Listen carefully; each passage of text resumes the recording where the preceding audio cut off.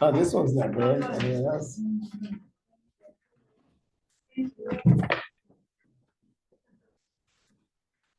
Yeah. This is very dark. Very dark. Better. Yeah, nothing better. It would work, but it's not good enough. Oh, it's supposed to be Torah or okay, they're all dark. Okay.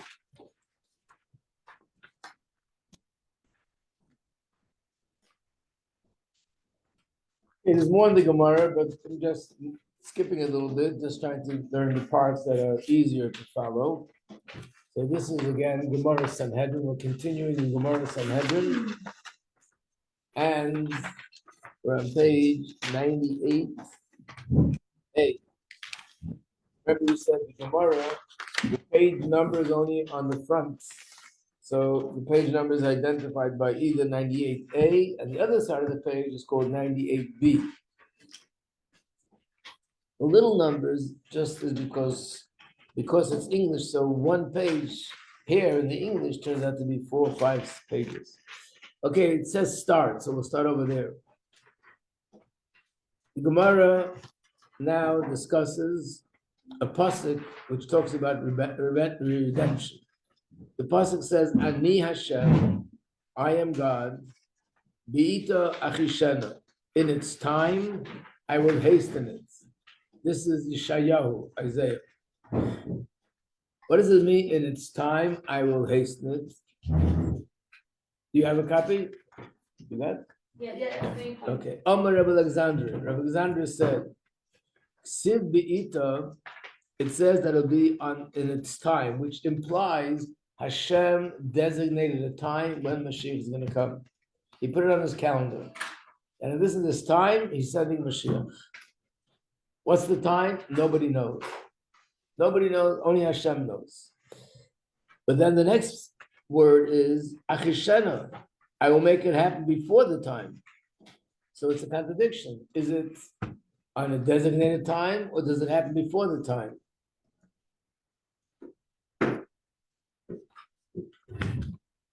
The answer is they're both true. How can they both be true? So the answer is it depends. Zachu, if they didn't have a special schus, they're doing things, positive things in an extraordinary way, then Hashem will bring Mashiach before the time. Lo zachu, if they don't, they're not doing their Torah mitzvahs in this way, they'll still have Mashiach, but then it'll come ba'iton in a designated time. This piece, and what we're going to learn soon, another piece, is really very helpful in general. One of the things that leaves people very often confusing when it comes to Mashiach is a lot of the contradictions. One place it says things will be this way, another place it says things will be that way, and seem to be contradicting each other. So what do we see here? The Gemara says, in one place it says Mashiach's coming is by a designated time. Another place it says is going to be before the time. And the Gemara answers both are true. But it depends on us. If we do Torah mitzvahs in an exceptional way, Hashem will bring him before the time. And if not, we'll bring him anyway, but that will be when the time comes, not before the time.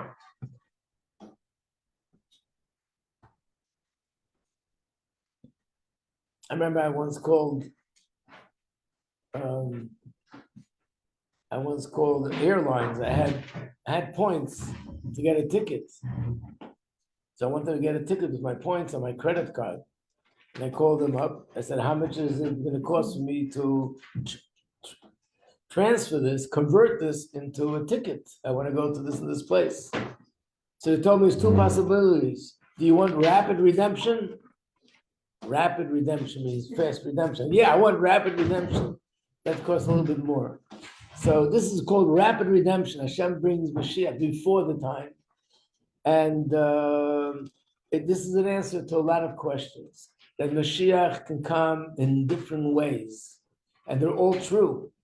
How can they be all true? Because he will come depending on our avodah. So just as an example, if we excel, let's say in the midst of tzedakah, then the redemption is going to be one way. If we excel in the mitzvah of, emes, Mashiach will come in another way. If we excel in being humble, then it'll come in a third way, which means there are many scenarios how Mashiach could come, and they're all true, but they all depend on how we will be. And that's why in the Gemara, it's not going to say exactly how it's going to be, because Hashem leaves us with free choice. If the Torah would say, it's absolutely has to come this way, that's almost like saying that we have to choose to do things a certain way. But that's not the way Hashem wants. He wants us to make the choices. So depending on what we will choose when the time comes, which is now, that will determine the method and the way, the process, how Mashiach will come. And here's another example. Who doesn't have a copy? Anyone doesn't have a copy? Here's a copy. Anyone else? Surely. So quiet, not there. Yeah, you also don't have a copy? So this is for you. Okay.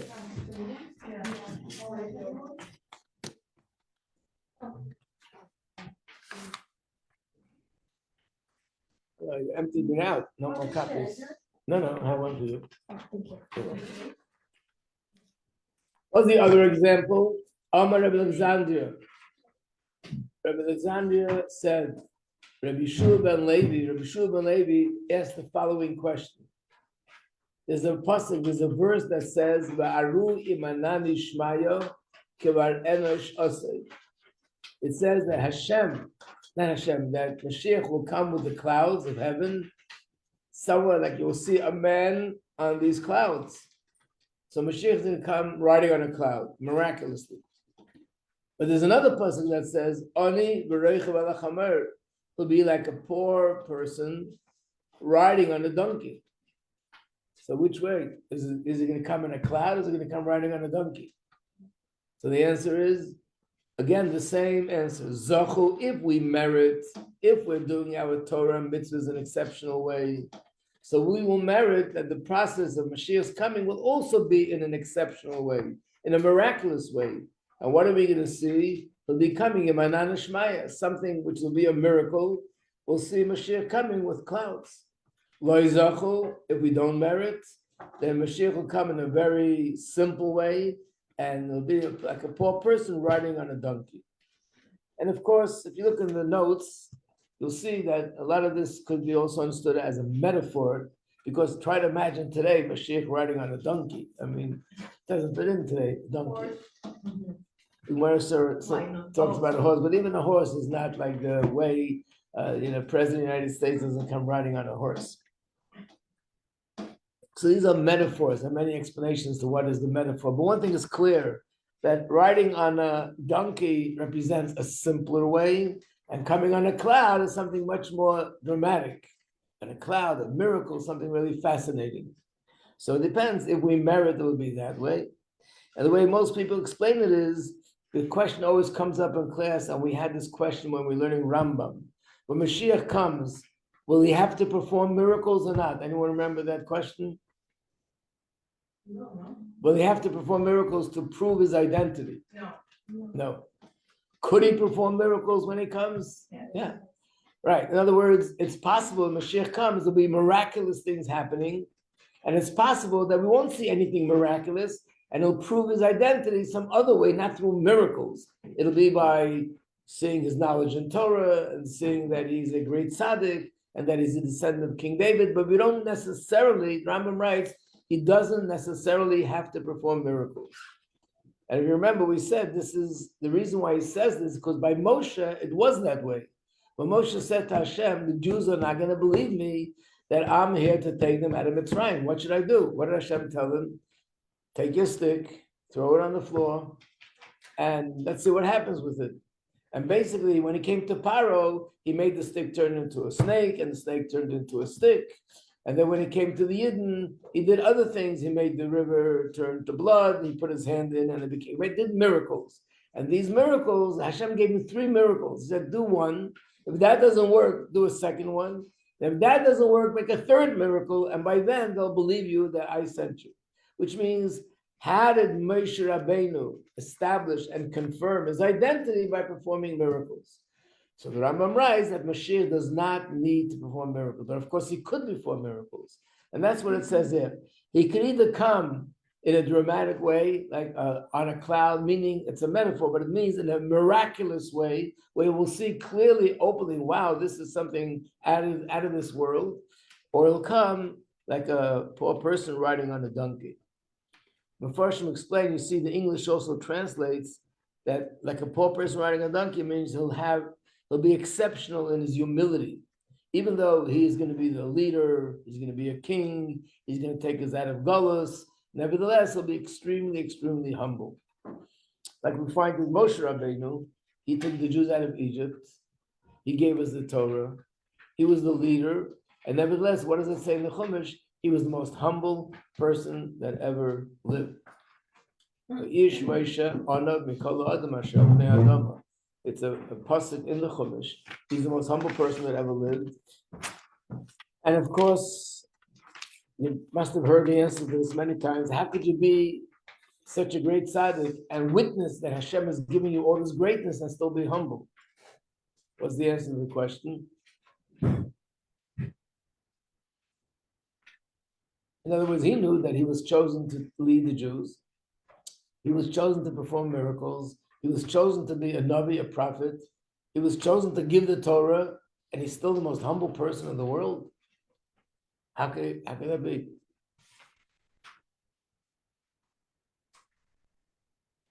Anyone want to make an attempt to give an answer? Yes, sure.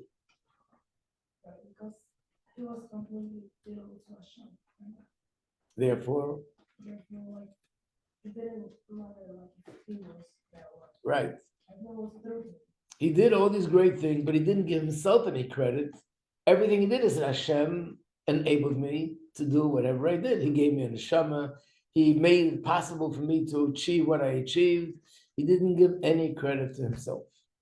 I always think of the mashal, if any one of you in this room would have a contest with a 3-year-old, and the question would be, how much is 6 plus 6? And you go, 12. And the 3-year-old is scratching their head and they take off their shoes and they're counting their toes. And then they say 6 plus 6 is 18. Would you walk around saying, do you know what happened today? There was a contest and I won. But is it true that you knew better than the 3-year-old? It's true. So why can't you be proud? Because right, I don't get it. The point is, I don't get credit for the fact that a 20-year-old knows more than a 3-year-old. That's not me. That's because the 20-year-old's brain is more developed. And I don't get credit for that. Moshe Rabbeinu was given a neshama that was huge.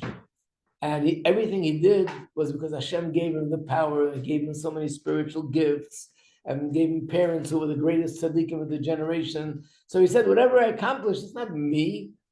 Hashem gave me all this. In fact, he said to himself, perhaps other people who would have had my circumstances and my potential, they might have even done more than I did. So he was humble, no matter who he looked at. He said, that person, he didn't have the opportunities that I had.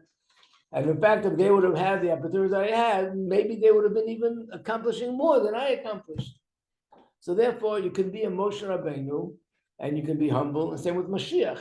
You can be Mashiach, that Hashem chose you to take Yidden out of Golus, which means you're going to be there. And if you remember, just recently we had Hayom Yom.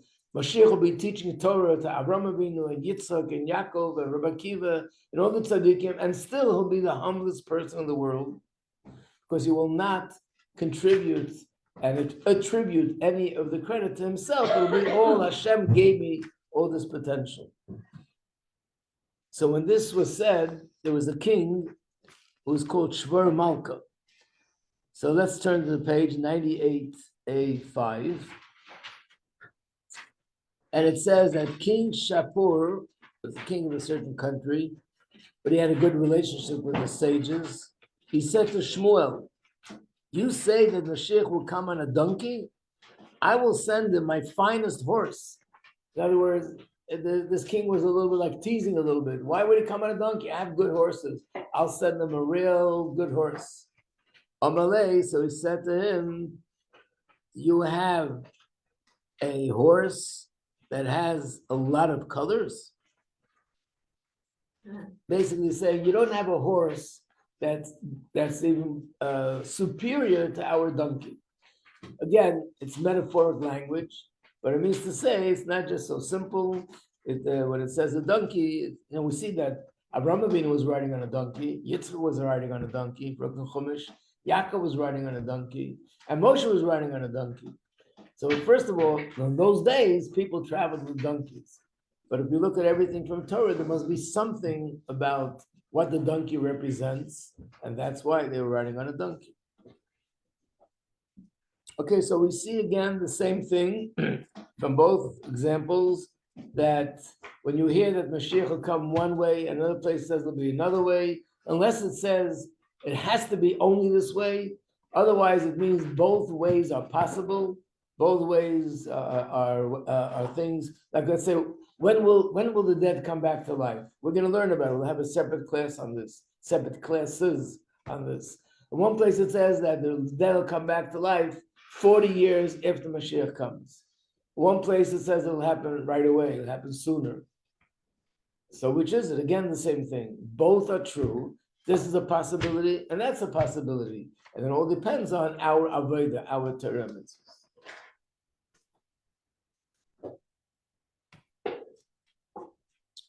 Now, Gemara tells a story. Rabbi Yeshua ben Levi met with Eliyahu Hanavi, and they were standing at the entrance of the cave of Reb Shimon bar Yochai. What's the cave of Reb Shimon bar Yochai? So probably you heard about Lag BaOmer, which is the day we celebrate Reb Shimon bar Yochai's passing. And the story with him was that he lived in a time when the Jews were under Rome. And there were three people standing and talking and having a conversation. And one of them said that the Romans are amazing. They build such beautiful things for the people. They build bathhouses and they build roads and they build buildings. But Shimon bar Yochai said, that's not everything they did, they just did to glorify their own name. And there's a third person there, he was quiet. Someone overheard the conversation. And he went, remember we learned about informers, he went to inform the Romans, the government, about the conversation. That this one said, and he praised the Romans. This one, Rabbi Shimon bar Yochai, talked against the Romans. And this other person, he was quiet. So the person that praised the Romans, they called him in, and they gave him a promotion, they gave him a high position in government. The one that was quiet and didn't say anything, they gave him a little punishment. Rabbi Shimon bar Yochai, they said he has to be executed. And then he ran away to hide. So he, together with his son, Rabbi Lezer, were hiding in a cave. And nobody knew where they were because they didn't want the government to find out. And they were there for 12 years. And that's called the cave of Rabbi Shimon. For 12 years, they lived in a cave alone. How did they survive? So it says that Hashem made a carob tree grow near the cave, carobs. And that's what they ate. And there was a stream of water there, so that's what they drank. And what did they do a whole day? They were just learning Torah a whole day. In fact, they were so traumatized that when they got out of the cave and they walked outside, they saw people plowing their fields. They said, I can't believe people are wasting their time on such nonsense. And when they said those words and looked at the field and the plow, everything went up in flames. They looked at another place. Look what these people are wasting their time with. That went up in flames. So they heard a heavenly voice that said, the two of you go back into your cave before you're going to destroy my whole world. So they went back into the cave for another year. That year was a transition stage. They should get used to the physical world again. And they were there for a year. When they came out, they were able to sort of relate to people that don't live on that level. But they were in the cave for, why did they go out? Because they were told that the Roman emperor died. And once an emperor dies, then anybody who was destined to be executed gets canceled, gets pardoned. So they were safe. But they had to go back for this reason. Every Lag BaOmer, we tell the story, we learn about it. So these two, Eliyahu Hanavi and Reb Shimon ben Levi, were standing by that cave. That's what it says. The cave of Reb Shimon bar Yochai. So Rabbi Shimon ben Levi said to Eliyahu Hanavi, will I have the merit to go to the world to come? What kind of question is that? He was a tzaddik.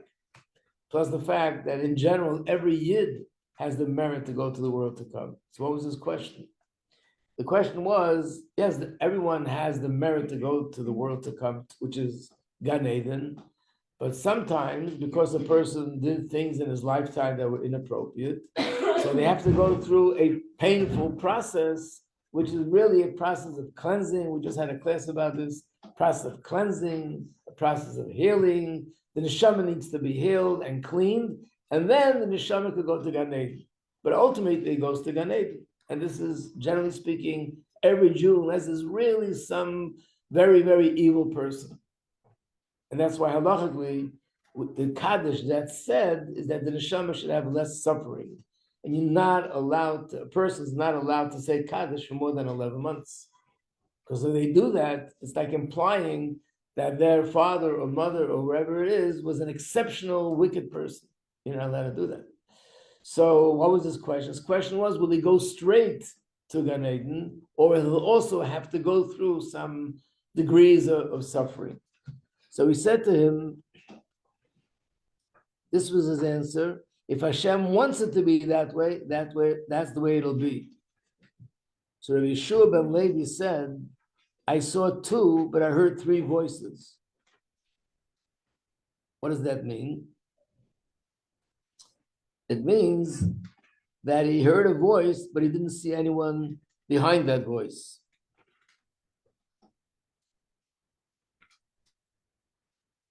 So basically, who was the third voice? It was Hashem's voice, the Shekhinah. The two people was himself and Rabbi Yeshua ben Levi.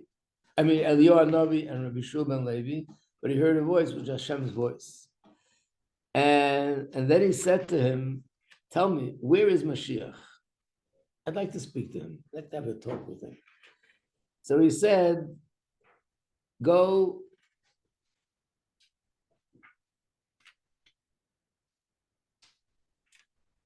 No, he started off to saying, when will Moshiach come? Sorry. Amosai, when will Moshiach come? So he says, go ask him. So he said, where is he? Where is he located? So I'll go ask him. And he said to me, sitting by the gate of the city, meaning, simple meaning is Rome, and that's where he is. So he said, but how would I recognize that it's him?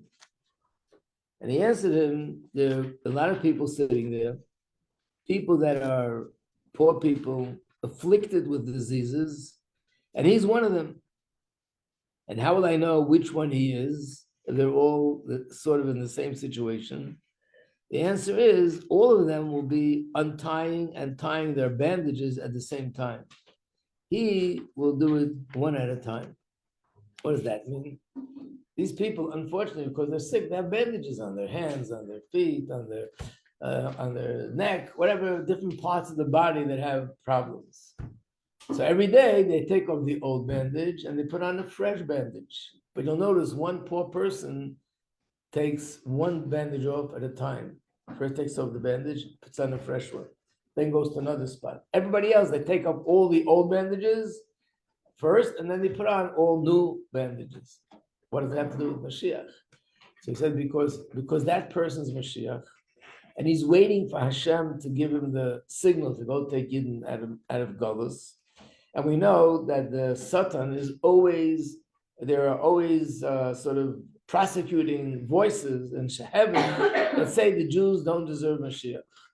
If the time comes that Mashiach is supposed to come, he wants to come instantly before the Satan gets a chance to raise some sort of argument to prosecute that he shouldn't come. Because there was this in history more than once.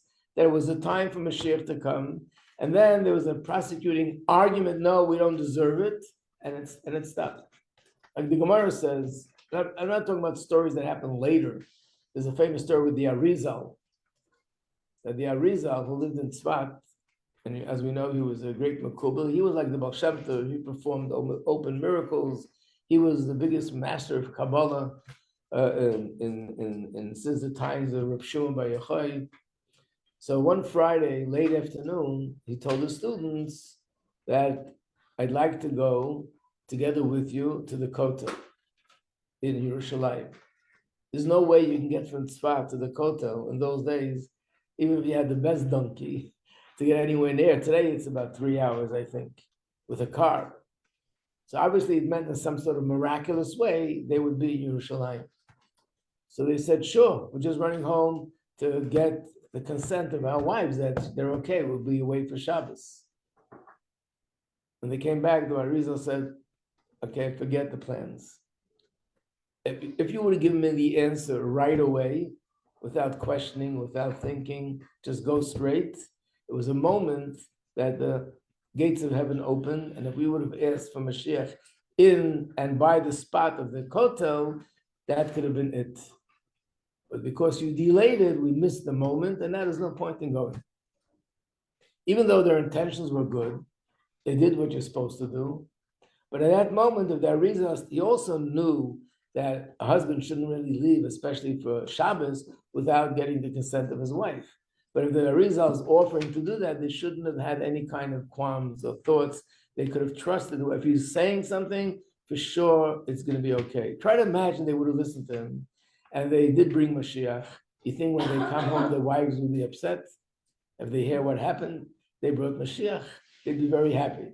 So obviously, the fact that they didn't have that total sort of bittul to just listen without thinking and do what he tells them to do, we lost it. But in Gemara, we have such stories. There's a story in Gemara. The Gemara says that there was a king called Cheskiyahu, and Hashem wanted to make him Mashiach, but because he had two big miracles that happened to him, and the Satan came and said, how could you make him Mashiach? He had these two big miracles, and he didn't really thank you for it, or not thank you sufficiently for it. He doesn't deserve to be Mashiach. As a result of that, it didn't happen. One miracle was that he was sick, and the Navi told him, and basically the Navi told him that day is his last day of his life. When he heard that, he said, but I was told that a person should never give up to ask Hashem for his mercy. He turned around, he faced the wall, he davened to Hashem, and miraculously, he survived whatever disease he had, and he lived for many years after that. That was one miracle. And the second miracle was that he was surrounded by Ashur. Ashur was the superpower country in his times. They surrounded Yerushalayim with something like 80,000 troops. Everyone said to him, just surrender because there's no way you can fight back. But the Navi told him, Hashem said, do not surrender, you will defeat them. And in fact, it seemed to be almost impossible. Not almost, impossible. So he said to Hashem, Hashem, I got your message. I'm not going to surrender, but I can't fight with them. So I'm going to go to sleep and you do what you have to do. Take care. And there was a miracle again that at night, without any war, without anything miraculously, all the 80 troops were gone. They all died. So he had these two amazing miracles, and he should have thanked Hashem, which he probably did, but apparently not enough or not on the level expected of such a righteous person like him. And therefore it didn't happen. So it means there's certain times that it's possible for Mashiach to come, and then something goes wrong, or one of the prosecuting angels bring up something which is negative, and that stops the process. So therefore Mashiach says, I'm not going to do all the bandages in one shot. If Hashem says to go, I'm going to go instantly. So therefore he takes it one bandage at a time. So now he has the way to identify who is Mashiach. Yep. So how can this Hashem knows if the Jews are the Satan would bring up, Hashem already knows that. So what does that mean they didn't say that, you know? Right, but I think we spoke about this in another class, that in Judaism, when we talk about angels, like there's an angel in charge of fire, his name is Gabriel. There's an angel in charge of water, his name is Michael. It doesn't mean the angels do these things like Hashem is in the back room and the angels take over, that become the managing company. It's Hashem doing everything through the angels. In other words, just like, I'll get to you in a second, just like down here, when you work somewhere for a week and they give you your paycheck, who's giving you the paycheck? This person. No, Hashem is giving you the paycheck, but he's giving it through this person. It's happening through a process which looks like nature.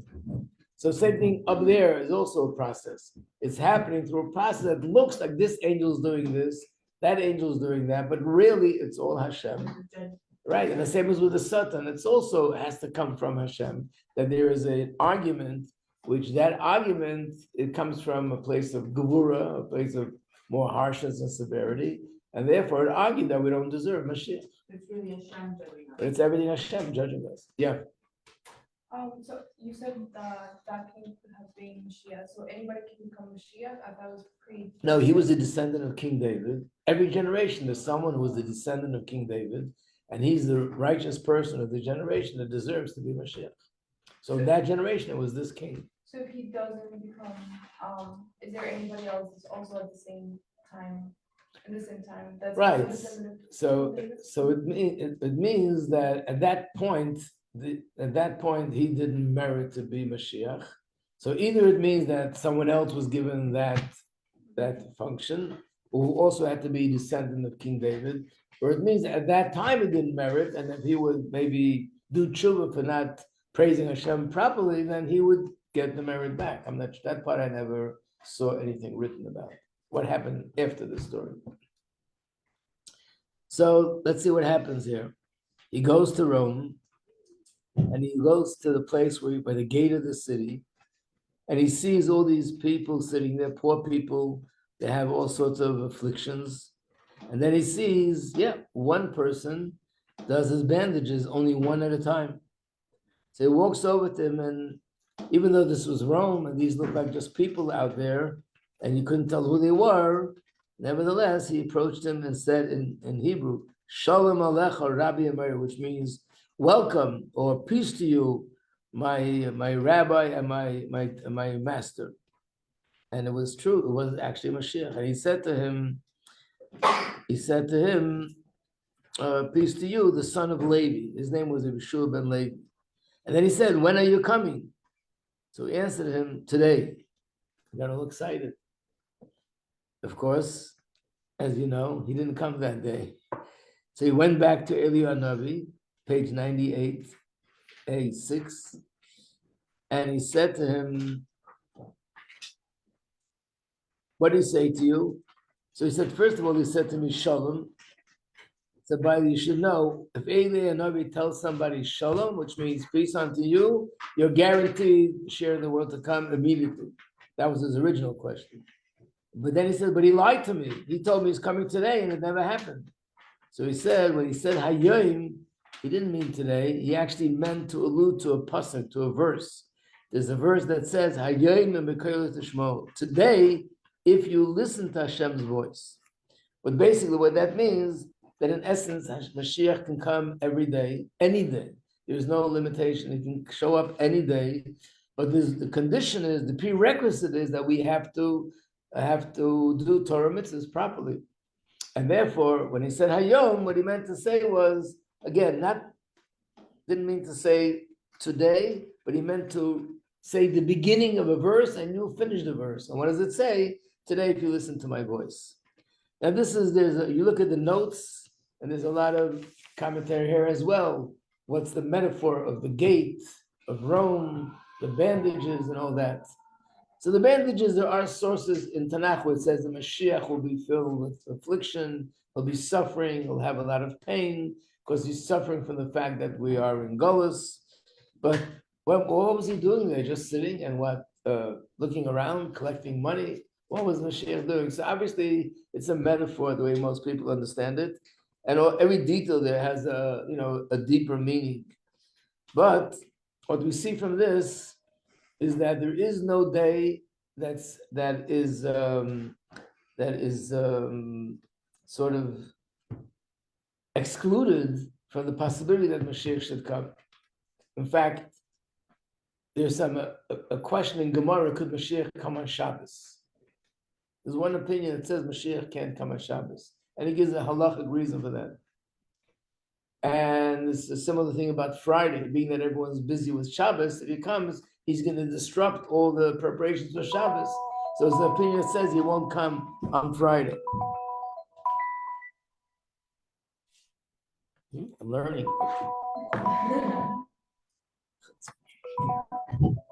Turn it off. Real good.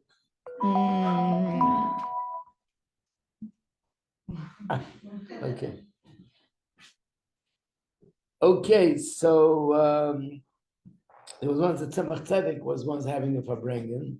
Tzemach Tzedek, third Rebbe of Chabad, and he said Mashiach should come today. Even though there's a source that says that Mashiach come, he can't come on Shabbos. So he says a lot of questions in Gemara. The Gemara says we don't know the answer. When Mashiach comes, he'll give us all the answers to all the questions. Let him come, and he'll answer this question too. How was he able to come today if the Gemara says he can't come on Shabbos? But there's a lot of things in Gemara, as we'll soon see, that he can't come with this, he can't come about that. But it's brought down in halacha what it says here. There is no day that's excluded, because even though it says this has to happen first or that has to happen first, that doesn't really get in the way. And we have to explain how that works. But one thing is definite, that we say this in davening. Every single, there's a part in davening, it's called, which is a Shmon Esrei, Es Tzemach David Avlecha Meir Es Atzmiach. And then we say Ki L'Shuascha Kivinu Kol Hayom, which means not only every day and every hour of the day, I know that it could happen that we'll go out of Golos. So it means that practically speaking, we can believe with absolute faith that there's no time in the year, no day in the year that is excluded from Mashiach coming. If only the right thing is done, that'll tip the scale that it can happen. It's like you have a safe and you're turning numbers and just not working, but if somebody gets the right number, the doors open up and everything comes out. So that's what it means by saying Hayom. Okay, this is the part that I wanted to cover. And next time we'll do another part in Gemara. Yeah. What? The gates. You just see here, there's one of the Mepharshim.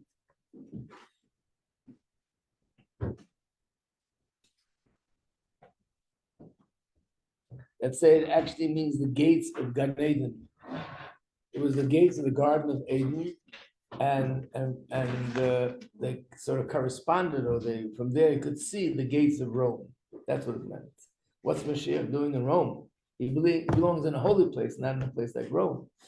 So obviously it means Rome represents exile, and the Gan Eden represents redemption. So he's in the place of redemption, and his function is to sort of defeat the Gullus which comes from Rome. Okay. We continue. What?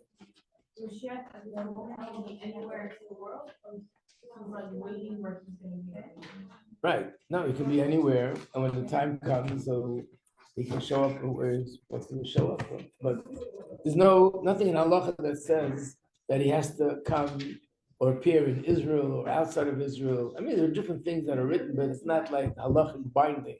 It's one of those things that one of the possibilities are that it'll come in Tveria, or it'll come in Yerushalayim, or it'll come outside of Israel. But there's nothing that's sort of binding and absolute that must come from this place. He's going to be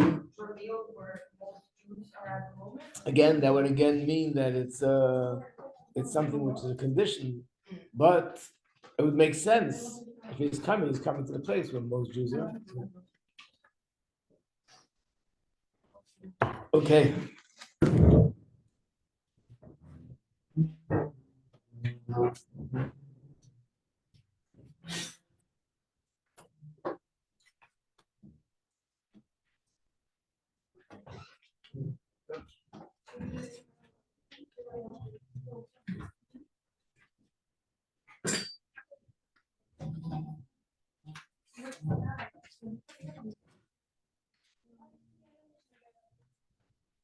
What were you guys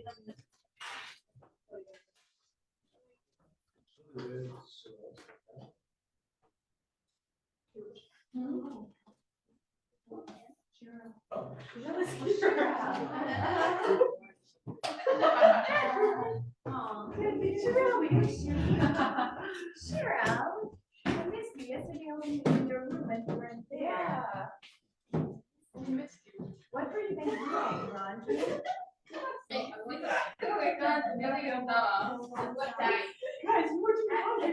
What were you doing? We were lobster. You were doing the lunch all together. Yeah, I'm talking. I'm sorry. Okay. We were in